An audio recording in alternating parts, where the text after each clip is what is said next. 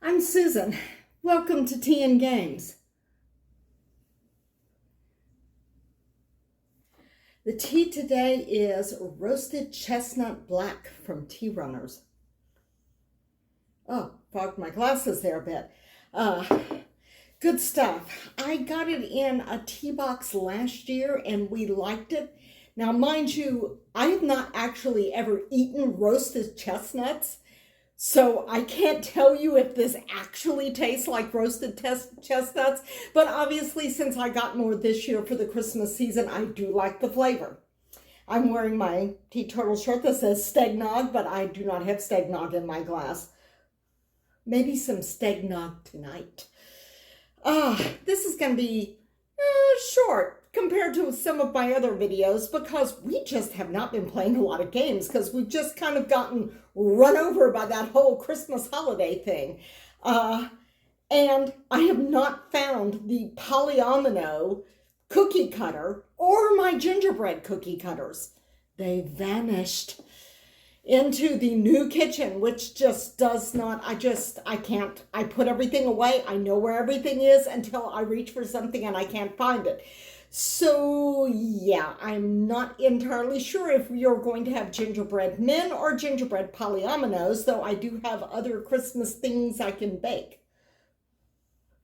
The reason I'm talking about polyominoes is because I mentioned Patchwork, the Christmas edition of Patchwork, which we have played in the past week. It comes with a little T-shaped, well, not really T, it's shorter than that, cookie cutter. And as you may have guessed, the pieces are colored and like presents with ribbons and things, but otherwise it is the regular patchwork. And it doesn't have anything weird substituted for the buttons of the regular patchwork, like the Halloween one has eyeballs for the buttons. This has actual little, the pieces are cardboard, but they're little gold button things for your currency. See, gold buttons. And it's very cheery colored. I think this could work even if you don't celebrate Christmas because there are a lot of other holidays around the end of the year which involve some type of gift giving, or you might just get it because it's pretty. But we have played this. I won. Yes, I won.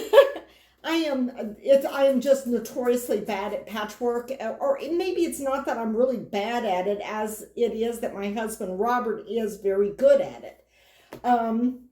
We're just casual weekend board gamers. We don't play patchwork a huge amount. I think we would both be better at the game, and it would be even more brutal if we just played patchwork and patchwork and patchwork and a little bit of patchwork to go with our patchwork. But we do have a number of different versions. We have Christmas, we have Valentine's because it looks like a box of chocolates. That's good stuff. And we have the Halloween one, which is kind of done up in kind of purple, orange, green colors and has like weird spooky things on it. So we've been playing that in the What We've Been Playing things. And we've also been playing Walking in Burano. And you might say, well, gee, that doesn't seem very Christmassy. Actually, it kind of is. One of the things that surprised us when we got this game is that Santa is apparently a resident of Burano, Italy, because the scoring cards for this game are divided into, inhabitants and visitors. And in the base game, they have Santa as one of the inhabitant scoring cards, which score a bit differently than the tourist or visitor cards. And this came with a little mini expansion, and why they didn't put Santa in the mini expansion, I don't know, but they didn't. It's in the base game. So because we've got the mini expansion, and you don't like just roll that in. You can only have like a certain number of scoring cards available in any game, no matter what your player count. You have to have a certain number. So what we do is we swap Santa out for one of the cards in the mini expansion when we play this throughout the year. And then when it gets kind of close to Christmas time, like, I don't know, Thanksgiving onward, then when we play this, we swap Santa back into the game. Santa, unsurprisingly, scores for chimneys. This is a really simple, relaxing small box game, and you're trying to build houses like these here, where you just have 3 cards that stack up top, middle, bottom. They need to all match from top to bottom, and they need to not match from side to side. And it plays pretty well at 2 players. They've got a mechanism that makes the card cycle through a little bit faster, which I really appreciate because not all games handle that very well. But I have another video where I talk about this from last year, and I'll put the link to that down below. Because I just don't think I can say anything new about it, having played it a bunch of times. And the other thing we've been playing is, you may notice it says dry erase expansions here. We've been playing Welcome To, and we have the seasonal pack of dry erase boards. It's got 4 boards for each of the seasonal expansions. We've been playing the Winter Wonderland expansion, which is fairly easy. Now, with the seasonal expansions, what you get is you get a little packet that has 3 scoring cards, and they are for the 3rd plan, and you swap it in. You swap it in for the 3rd plan in the base game. So that means that you could play 3 games of a particular season and not have the same scoring conditions for anything. Because you would use, like, say, different ones for 1 and 2, and then the 3rd one, you've got 3 different choices there. One of these we have never played with, because one of these, this one here, you actually are scoring for no holiday lights. So I'm thinking if you don't celebrate Christmas or you celebrate a winter timed holiday around this time of year that is not Christmas, that you might want to, say, swap the scoring for no lights thing in. But we just kind of feel like, well, if I'm going to do a kind of thing where you're scoring for Christmas lights, then I should score for Christmas lights, right? So we use one of the other 2 ones for our 3rd thing. We enjoy that a lot. This is, if you're familiar with Welcome To, you're not going to break your brain on the Winter Wonderland expansion. It just adds a little bit of variety. It doesn't make things super tough. We had trouble with the Easter Bunny last year. I'm thinking that maybe this year we can do a little better with that, but that was the only one of the seasonal expansions that gave us problems. I am waiting for the collector's edition, and I think it may have been released in Europe, but I cannot find a vendor on this side of the pond, USA, that has it. And speaking of finding vendors, I'd like to give a shout out to Games Unlimited, who also has a YouTube channel here, because I have not been able to find Fuji Flush anywhere, and I found it in their online shop. So I'm hoping to play this with the family over the holidays. Thank you for having this in stock. I know you have no control over how fast you run out of things, but nevertheless, I was really happy to get this. Quick little card game. I'll let y'all know how it plays once we manage to play it. It cannot be played with 2. It needs a minimum of 3. But we did kind of lay out sort of like a dummy game of like 5 players and just turn over cards for other players, basically to see how the flow of the game went, so we'd be able to have it fixed in our mind and be able to teach it. And I have another shout out. A shout out to regular viewer Brooke Ruck, who mentioned in the video about Bunny Kingdom that there was a 2-player variant that would have been posted on Board Game Geek. There's actually, I think, more than one 2-player variant that's posted on there. And it is indeed, we played it. We played another game of Bunny Kingdom with this new 2-player variant. And it is indeed much better than the 2-player way you play according to the rule book. The flow of the game is much, much better. You don't have that weird thing where you're essentially incentivized to get rid of cards the other player would want. Everybody gets to see a lot of cards in this game. Because, I mean, in the other games that we played, there was stuff I'm going like, it's like, that card has just never, ever come up, and we went, like, just about through the deck. So, I mean, that was just kind of a thing where you had to discard. Now, you do still discard cards, but you only discard the cards after everybody has had a shot at taking them or not. So, and you also get to play two at a time, which is the way the normal game with more players goes. But the two-player version in the rule book, you only play one card down each turn. So when you're doing the drafting thing, so I didn't like that. It bugged me. I'm going like, if I had more players, I could play two cards down like in the normal game, but I feel like I'm penalized in the two card game because I can only put one down. But no, in this variant you can put two down. If I can find the link to that, because I wrote out the slight changes in the rule and put them into the box. But if I can find the link to that Board Game Geek post, I will also put that down below. Other things that we got that I wanted to mention, I got the Fungus Among Us expansion for Stew, which is the bluffing game I cannot win. Robert is the king of Stew. This little button shy game, kind of a nice wintry themed game if you think about it, because you're making stew. You are adding mushrooms in the Fungus Among Us version. There is an extra varmint, I guess you would say, the gnome. And the gnome loses 2 points for each mushroom in the stew. And here are the Bella mushrooms.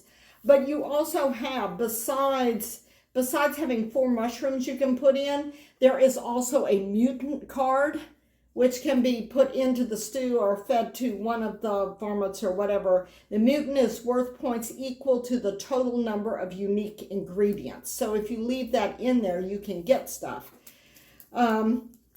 But not if you stock it up with just mostly mushrooms. But we played this and it was fun, but it seemed to me like whoever called stew automatically won that round. I think that, I don't know if we're not doing it right, which is always a possibility, or if we just need to be craftier, because this is a bluffing game. So those were, Fuji Flush and Stew were a couple of non-Christmassy games I wanted to mention. We have not played very many games, just small box games with a little bit of Christmas in them. This has holiday lights.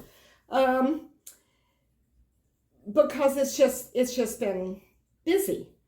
And it's probably going to get busier as Christmas gets closer. We're not even that, I mean, we've still got like another week left. So, and I've still got a lot of holiday baking to do. I'm going to try to do another video between now and Christmas, but I'm not going to make any promises. So needless to say, we have not gotten to some of the new games that we picked up this toward the end of the year with sales. And we have not gotten to the one that I pulled out and punched and unboxed and everything off of our unplayed game shelf either.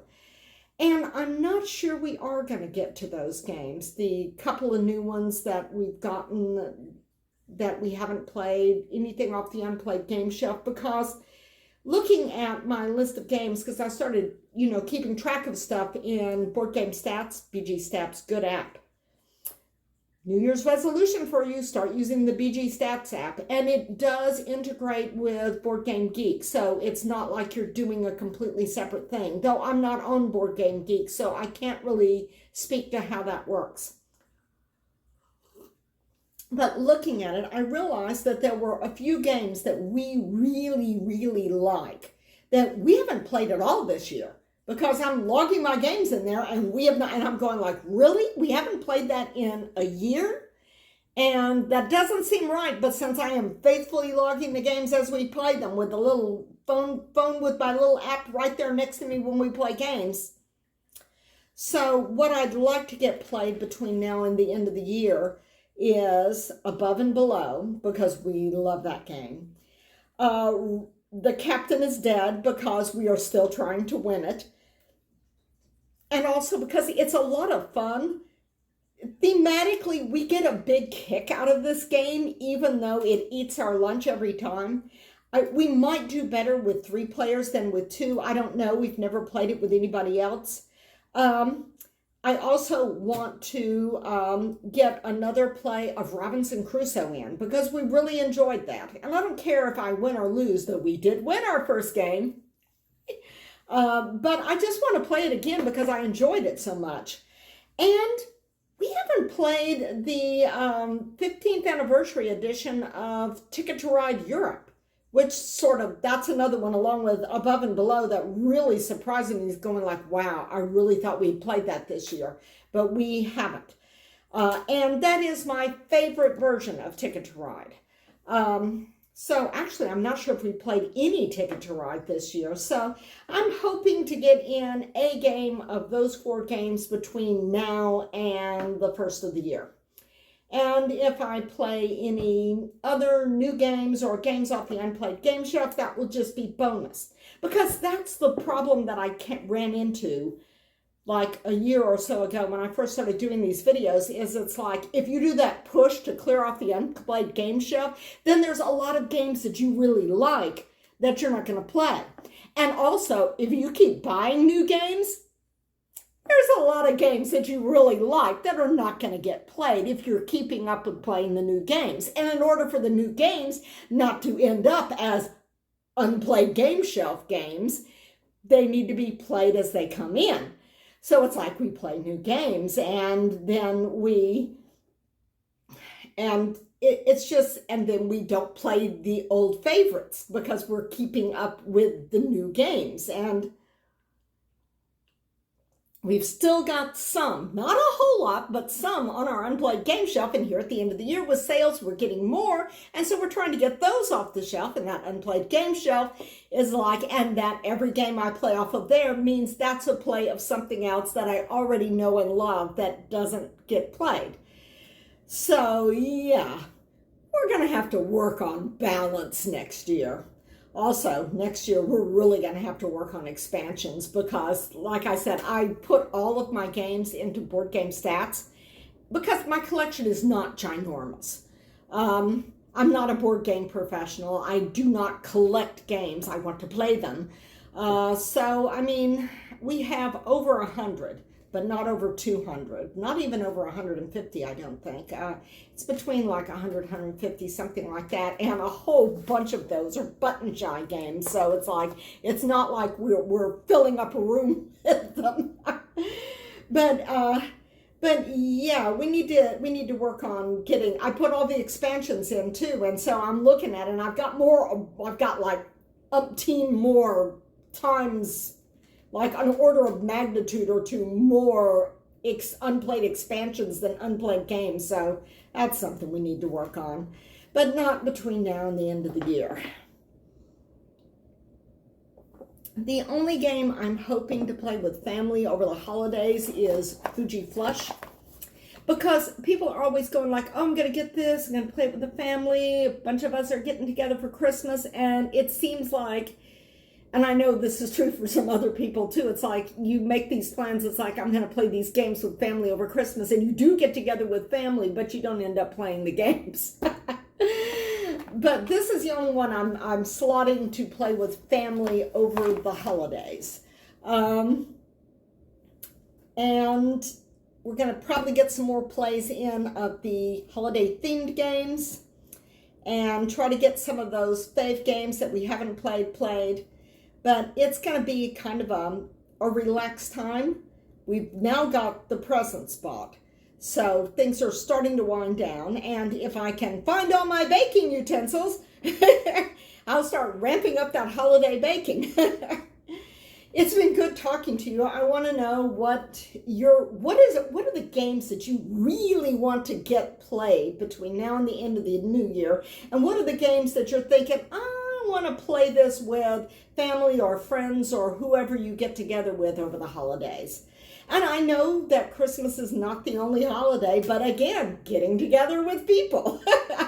Almost all holidays have some sort of a community vibe to them. And I hope that whatever holidays that you're celebrating, that you are having fun.